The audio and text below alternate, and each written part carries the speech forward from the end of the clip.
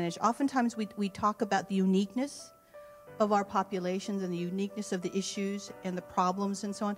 But to be honest, uniqueness doesn't scale, right?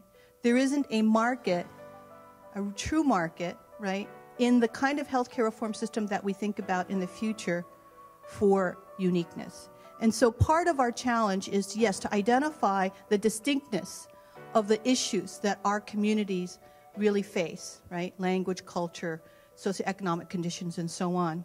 But we cannot continue to characterize that as unique or different or outside of the mainstream, because if we continue to do that, there will be no market. Nobody's going to invest. And so part of what we're trying to do at ZeroDivide is to help people understand and develop practice models and business models on how do you scale the solutions that come from the communities that are informing how healthcare now can be delivered using the technology that they are going to hopefully have access to now, and how to scale that, how to get investment for that, and how to make that accessible. And so we included income levels and education levels also in the analysis. And lo and behold, after you account for all of that, adjust for all that, race, ethnicity is one of the dominant predictors for whether or not you're signing up on KV.org. African Americans were the most impacted. They had the lowest as compared to white, non-Hispanic rates of registration.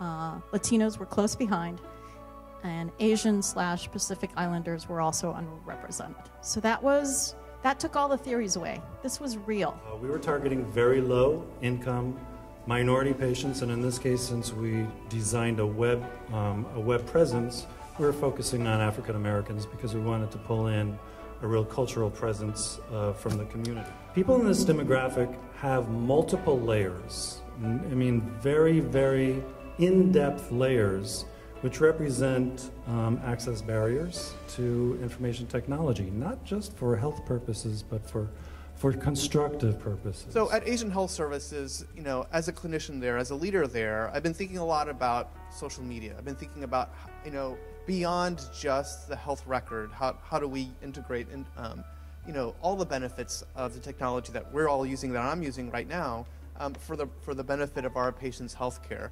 That clinicians feel ill-equipped to addressing social determinants of disease. What are the technologic solutions? And we're at the very early stages of thinking through what that means. So we're in the process of building out a social network. What if we had clinicians, public health experts, people who understand these issues to help us build a up-to-date, I'm not sure if you know what up-to-date is, but it's this kind of medical resource that really combines the newest information about health issues.